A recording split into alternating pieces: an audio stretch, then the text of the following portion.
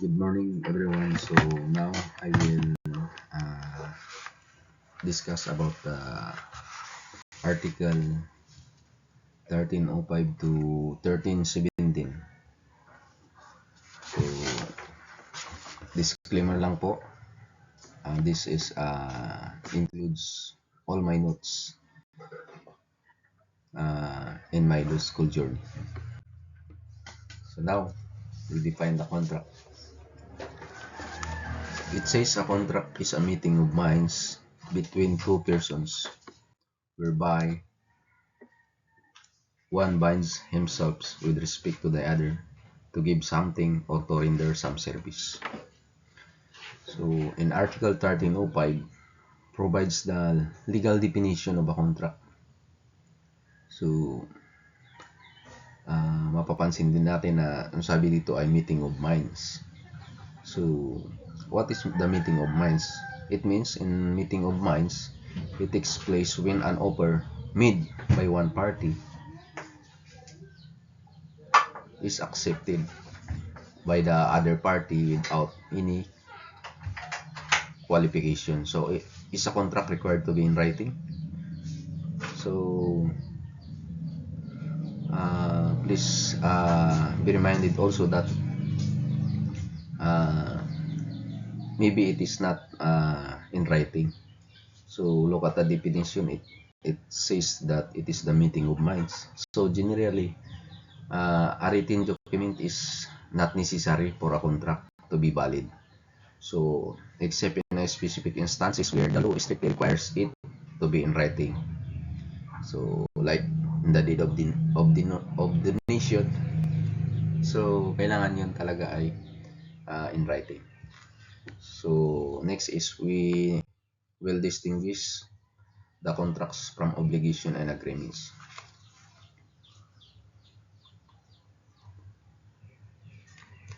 So it says that there also that it takes place when one offer by one party is accepted by the other. So the contract is one of the sources of obligation. So in contract versus obligation, so a contract is just one of the sources of an obligation. An obligation is the broader legal tie or relation that exists after a contract has been entered into. So there can be no contract without an obligation. So however, an obligation can exist without a contract. For example, the quasi-contract and quasi-delicts. So in contract versus agreement, a contract is an agreement, so that is enforceable through legal proceedings. An agreement that cannot be enforced by action in courts, like agreeing to meet up with friends for fun or watch a movie, is simply an agreement, not a contract. And under Article 1305, remember, all contracts are agreements, but not all agreements are contracts. So, stages in light of the contract. So, a contract is generally goes through three main stages. So, the first one is preparation or conception. And then the preparatory step, the bargaining point, and negotiation.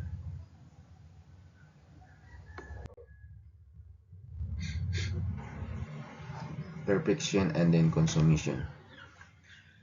So, balikan natin dito. Balik. So, in the preparation or conception, that is the preparatory step involving bargaining and negotiation, the parties are still trying to agree on the subject matter and the post-consideration. So, in the perfection or birth, this happens the moment the parties finally come to an agreement regarding the terms, subject matter, and cause of the contract. So, in consummation or termination, so the parties perform their respective obligations and the contract is brought to an end. So, for example, on December 1, A offers to sell his car to B. So, B counter offers to buy it for 800,000 pesos. that is preparation. So on December 2, A agrees to the 800,000 pesos price. So that is the perfection. And on December 3, E delivers the car and B pays to 800,000 pesos. So that is the consummation or the end of the contract. So now we go to the classifications of the contract.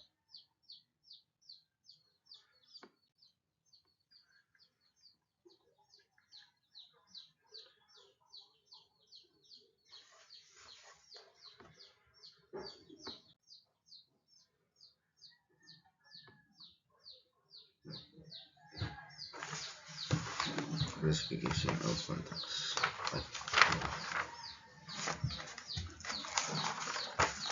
In the classifications of contract, this imperfection, na-discuss na natin ito kanina. So, now is we go to according to cost or equivalent value of prestation. So, mayroon siya diyang onerous. Each of the parties aspires to procure for himself a benefit through the giving of an equivalent or compensation. The next one is gratuitous. One of the parties proposes to give to the other a benefit without any equivalent or compensation cum datum.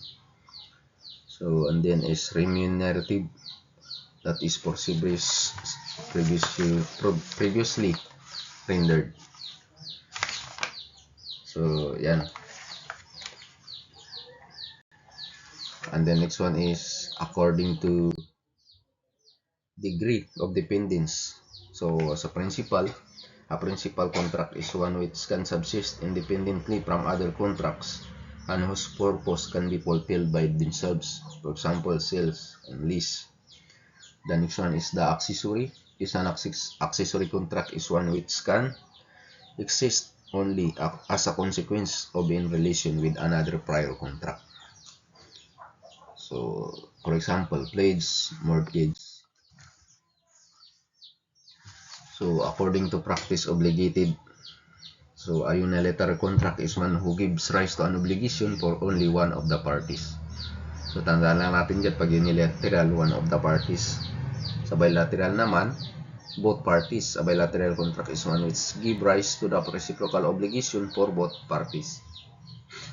So, the next one is according to name or designation.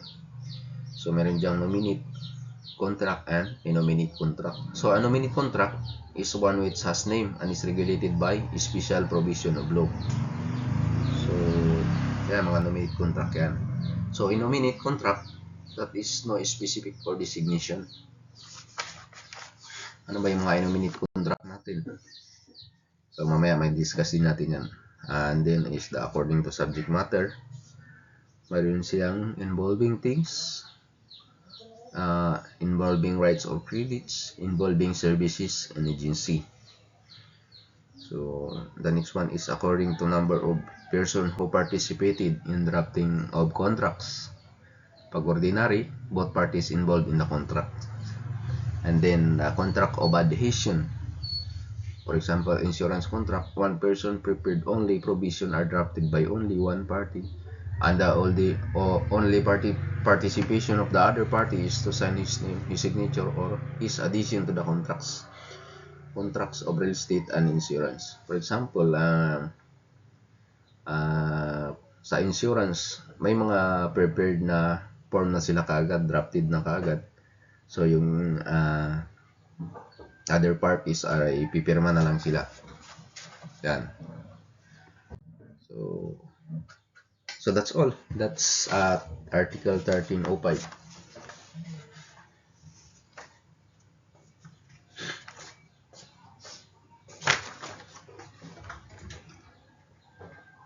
So, balikan ko lang para kanina sa kinds of innominate contracts. So, mayroon tayong diyang do ot des, do ot pasias, pasio ot des, pasio ot pasias. So, yung mga innominate contracts na yan, marahil ma-discuss din natin yan sa mga susunod.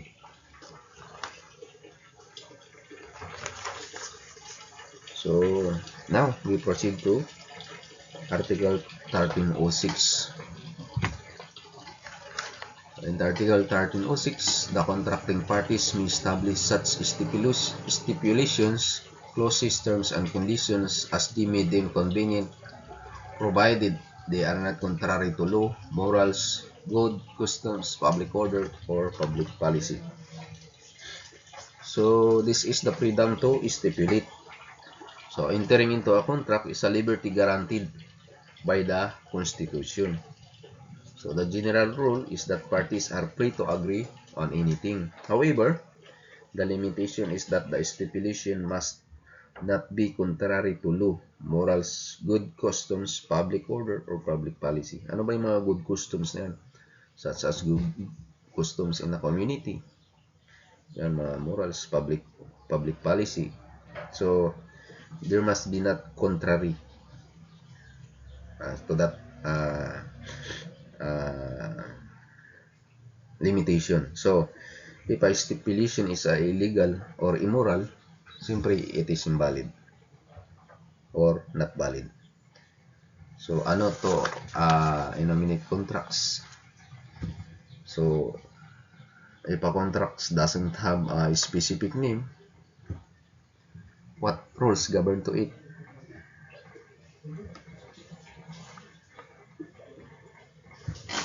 So, yan.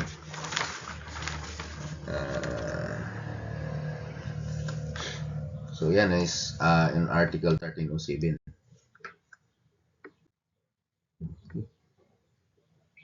So, in Article 1307, innominate contracts shall be regulated to be stipulation of the parties by provisions of titles 1 and 2 of this book, by the rules governing the most analogous nominate contracts, and by the customs of the place.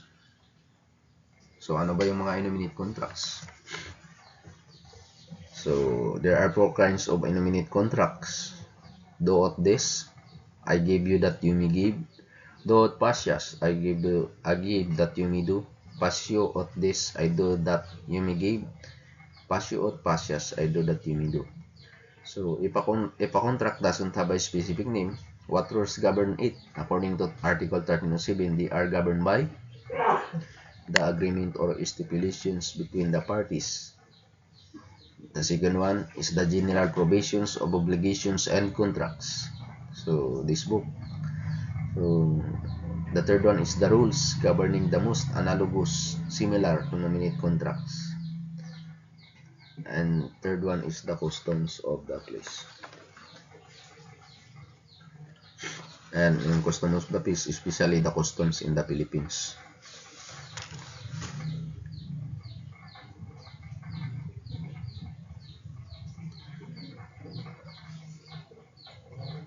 So, what is the most analogous nominate contracts? So, the another term for that is the most similar or most identical or most closest. And so, now proceed to Article 1308, which is the contract must bind both contracting parties. Invalidity or compliance cannot be left to the will of one of them. So, yan. We tackle first in Article 1308, the principle of mutuality of contract. So, must bind both, lahat ng parties are part of the contract. So, the contract is an agreement. So, is to an obligation, you decide or terminate it, dapat may mutual consent. So, example, in our own contract, pag yung isang party has the sole discretion, so that is unilateral. So, to adjust interest, as time has you want, kailangan mag-agree both parties. So, hindi pwedeng yung isang parties lang. Kailangan mag-agree sila both. So, that is the example of mutuality of contract.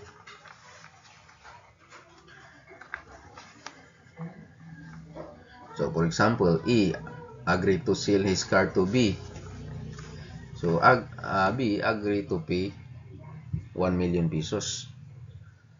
So stipulation is stating that A alone will determine or adjust the price of the car, and B has the right to negate to A decision violate has the right to negate to A.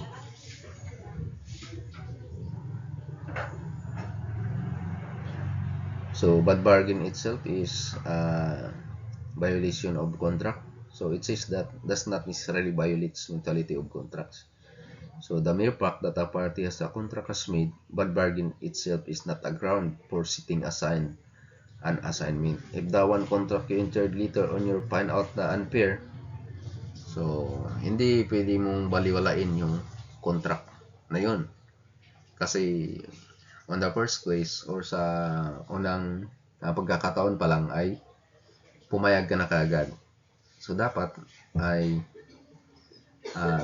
sa una pa lang ay inalam mo kaagad na yun pala ay isang bad contract or bad bargain is ang term yun.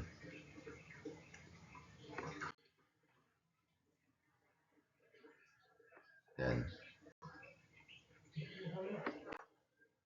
So now we proceed to Article 1309.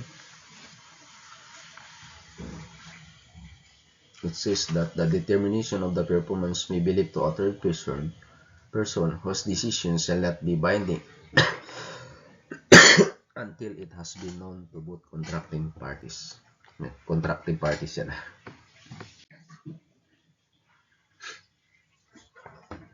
Yan, may example tayo. One sell his land to Pedro, and they both agree Maria is the one who will determine the price of the land because Maria is the real estate appraiser. So magkakaroon ng binding lang until it has been made known to the contracting parties.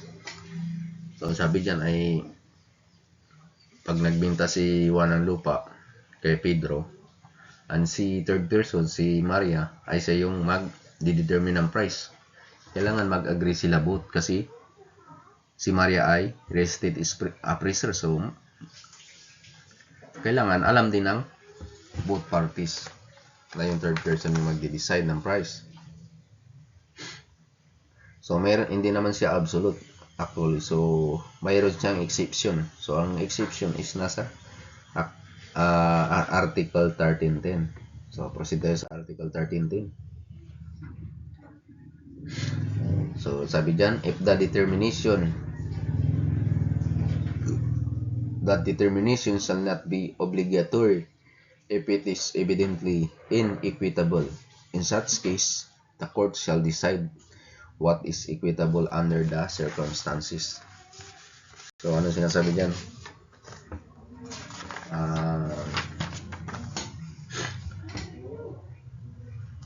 Evidently equitable. So what is evidently equitable? So is unjust if the third person act in bad faith. The termination is napakahalaga. Actually inequitable, unfair to the highest level. If ganon, ang court na ang di-decide. So what is equitable? So the decision of the third person is not binding if the determination evading inequitable or unjust. So ayan, na define na natin yung inequitable. So sabi dun is unjust if the third person act in bad faith. So pag mag-act siya in bad faith, so ang court na magdi-decide what is equitable. Yan, sana na-gets nyo. In Article 1311, medyo mahaba to. Contracts take effect only between the parties, their assigns and heirs, except in case where the rights and obligations arising from the contract are not transmissible by their nature, or by stipulation, or by provision of law. The heir is not liable beyond the value of the property he received from the decedent. If a contract should contain some stipulations in favor of a third person, he may demand its fulfillment provided he communicated his acceptance to the obligor before its revocation. A mere incidental benefit or interest of a person is not sufficient. The contracting parties must have clearly and deliberately conferred a favor upon a third person. So the general rule take effect only between the parties, their assigns and heirs. So yan, the contracts will take effect only assigned and heirs.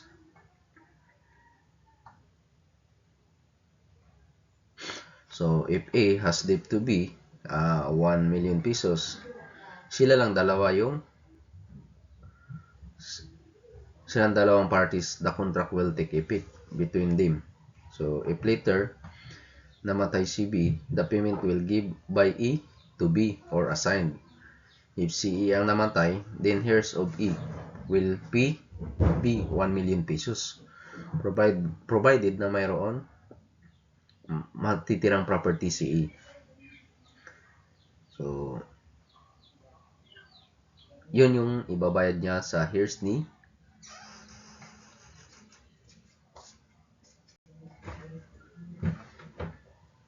ng mga heirs ni A kay B. So, the last paragraph is, the heir is not liable beyond the value of the properties he received from the decedents.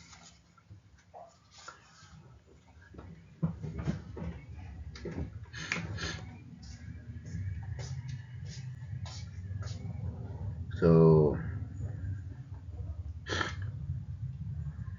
provided na mayroong property si A na 1 million pesos na lahat na ibabayad ng kanyang heirs kay B, kasi creditor si B. So, dito ang sobrang babayaran niya na muna nila si B, sa kanila hatiin yung utang nila kay E.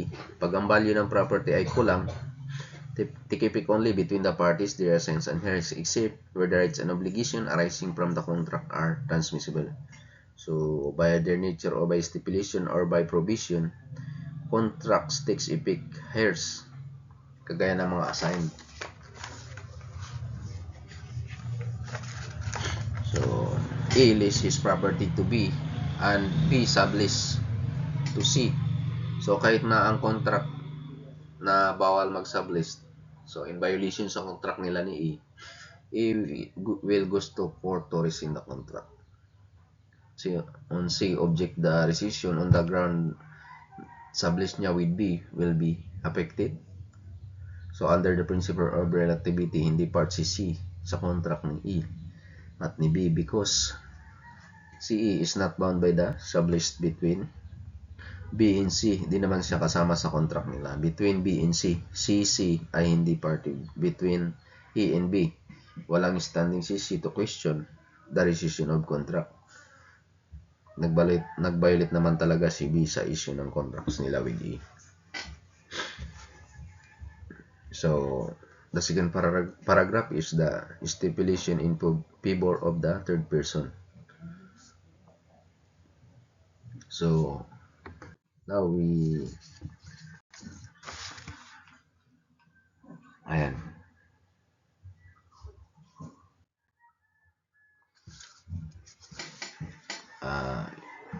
Stipulation in favor of the third person. So, stipulation in for atrui. There must be stipulation in favor of the third person. The second, the contracting parties must have clear and deliberately conferred of favor to the third person. The stipulation should be a part and not the whole of the contract or the contract itself. The fourth is the third person must have communicated his acceptance to the obligor before its revocation by the obligee of the original parties. Neither of the contracting parties bears the legal representation or authorization of the third, for otherwise the rules on agency will apply. So, exception on the principle of relativity of contracts.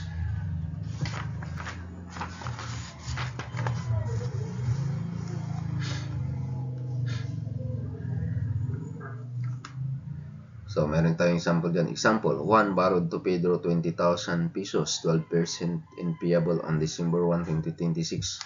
And in the contract, the 12% interest ay bibigyan niya kay Maria, the third person. In this situation, Maria must communicate his acceptance to Juan and Pedro. Otherwise, hindi siya ma-entitled to the benefit of the contract. The moment na si Maria ay communicated his acceptance, become a party to the contract. So in stipulation 4A3, Article 1311 and second paragraph, exceptions. Third person is bound by contracts creating real rights. So in Article 1312, sabi dito, stipulation 4A3, a stipulation in favor of a third person. If parties deliberately confer a favor on a third person, that third person can demand fulfillment, provided they communicate their acceptance before the stipulation is revoked. Ayan. Right of the defrauded creditors under Article 1310. Contract is violated through inducement by third person in Article 1314. Now, we proceed to Article 1312. It says that in contracts creating real rights, third persons who come into possession of the object of the contract are bound thereby, subject to the provision of the mortgage law and the land registration laws.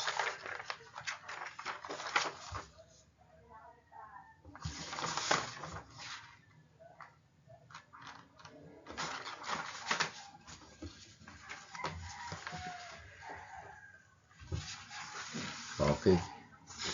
So, exceptions to the principle of relativity of contract. Ito. So, for example, A, mortgage his land to B. Yung mortgage ay nakaregister.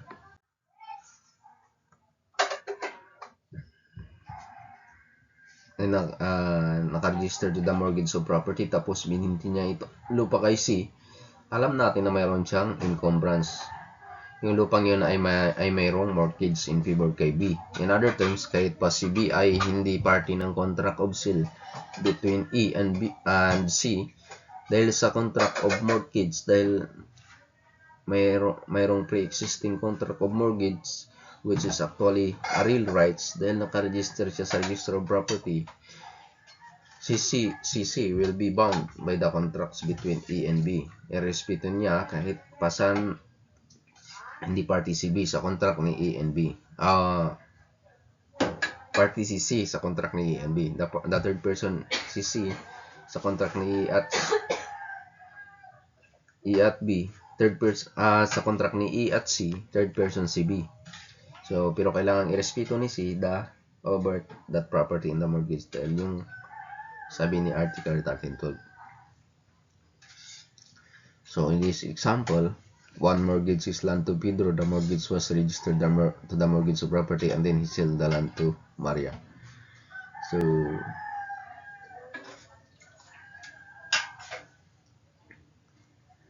yan. Ang sabi dito ay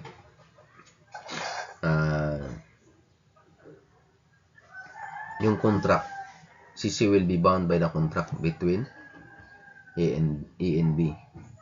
So, dyan si Juan saka si Maria ay magiging bound sa contract ni Juan saka ni Pedro. So, the third person, si Maria, sa contract ni Juan at saka ni Pedro, sa contract ni Juan saka ni Maria, third person si Pedro. Pero kailangan irespeto ni Maria over that property is the mortgage. Dahil yung ang sabi ni Article 1312. Excuse me. Now we proceed to Article 1313. Creditors are protected in cases of contracts intended to defraud them. So this is the exception to the principle of relativity of contracts.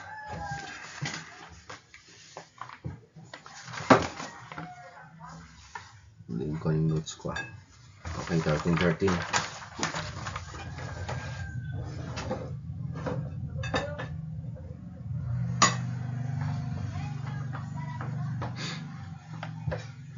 Creditors can ask for the rescission or cancellation of contracts intended to default them. For example, a debtor donating all properties to someone else to avoid paying the creditor. So, yan. Bigyan natin ng example. Article 13. So, for example, FCA ay may utang siya kay B, 1 million pesos. Tapos itong CA, may property siya ng lupa. Say, nakapangalan sa kanya dahil ayaw niyang ma-attach ang property na yun bago pa man ang due date sa utang niya kay B. Kasi wala pang pambayad kasi ang alam niya, ang lupa na yun, pambayad dun sa utang niya kay B. At dahil ayaw niya ma-attach ang property na yun bago pa man ang due date ng utang niya kay B, kasi wala siyang pambayad at alam niya ang nangyari na i-attach ang lupa na yun as pambayad sa utang niya kay B. So, ang ginawa niya, i-defraud B. Binigay niya, dinonate niya ang lupa kay B. Kay C.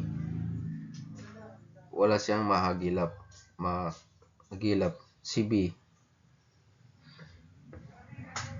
Nakuha ang property. In this case, dahil si B ay defrauded creditor, siya ay may right to impugn the contract between E and C. So, she is not a party to that contract. She is a stranger. She is given by law to ask the rescission or cancellation that donation in order that she may be paid. So, we can go to court.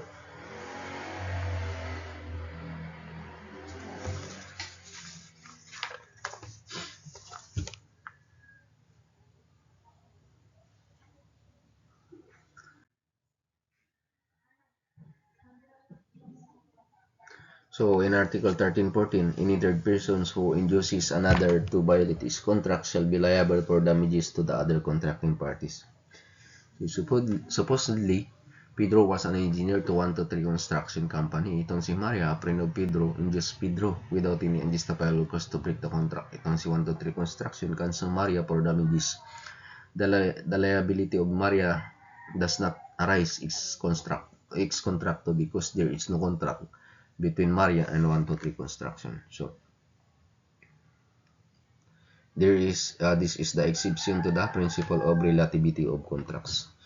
So, contracting parties injured may right to claim for damages against those persons who induces ang kanyang contract, who violate his contracts. Exception, the principle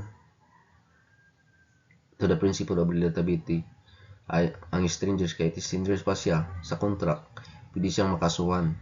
Action can be filed against him in line of his unwarranted interferences. Whoever who's injured may pay for damages to the injured party. So, sa example natin, itong si Maria ay may liability siya kahit hindi siya kasama sa contract. Kasi ay unwarranted interference. So, nakialam siya dun sa contract. Sabi dito, kahit ang strangers ay wala siya sa contract, pwede siyang makasuhan.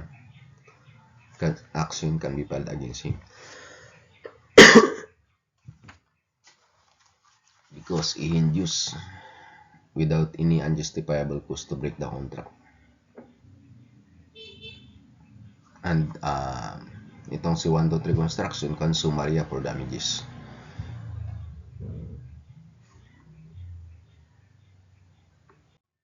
Okay. Now we proceed to Article 13.15. It says that contracts are perfected by mere consent, and from that moment the parties are bound not only to the fulfillment of what has been expressly stipulated, but also to all the consequences which, according to their nature, may be in keeping with good faith usage, and law. So this is the principle of consensuality, Article 1315.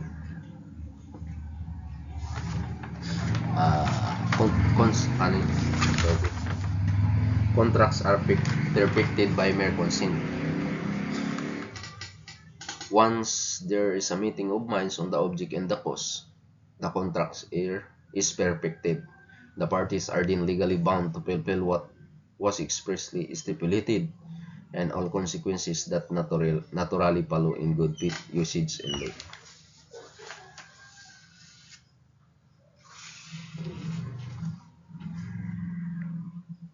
Perfection of contracts by mere consent of the parties regarding the subject matter of the object of the contracts and the cause of the contract. COC, consent up to the object and cause of the contract. So signing is not generally legal requirement when referring to a contract, kagaya ng sabi natin kanina. So the important is meeting of minds, and not necessary that the contract should be in writing unless required by law. So how contracts are perfected? So general rule, principle consensuality of contracts. Exceptions in real contracts. Kailangan may delivery sa real contracts. Formal contracts required specific form or a specific document.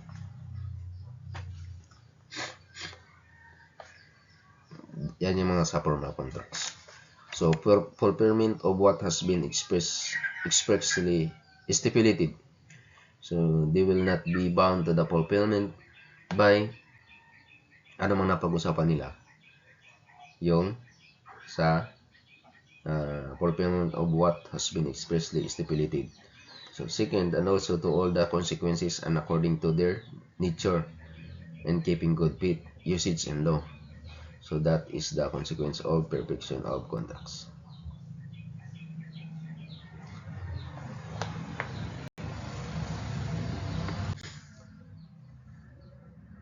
Yan. How contracts are perfected. General rule, principles of consensuality of contracts. Exceptions, rare contracts, formal contracts. Fulfillment of what has been stipulated. So in Article 1316, real contracts such as deposit, pledge, and comodatum are not perfected until the delivery of the object of the obligations.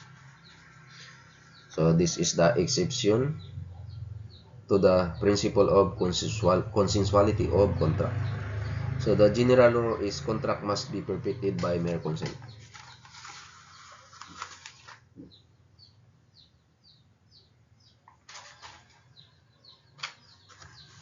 For example, a contract of pledge is only perfected when the item, diamond ring, acting as security is actually handed over. So yan.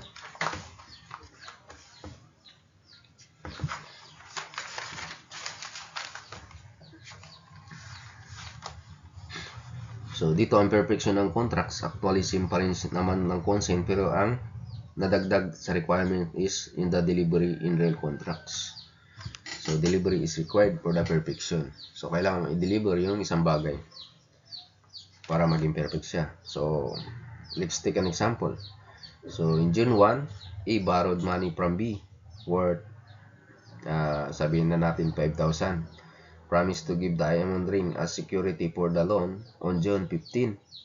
Now before June 15, binigay na ni A kay B yung 5,000 pesos. The contract of pledge is not yet been perfected. Why? Because the contract of pledge, the delivery of the object pledge is to be perfected. Hindi pa rin naman na-deliver kay B yung diamond ring. So, wala pang contract of pledge. Pero mayroon ng contract of loan kasi binigay ni B kay E ang 5,000 pesos. So, that's all for Article 1316.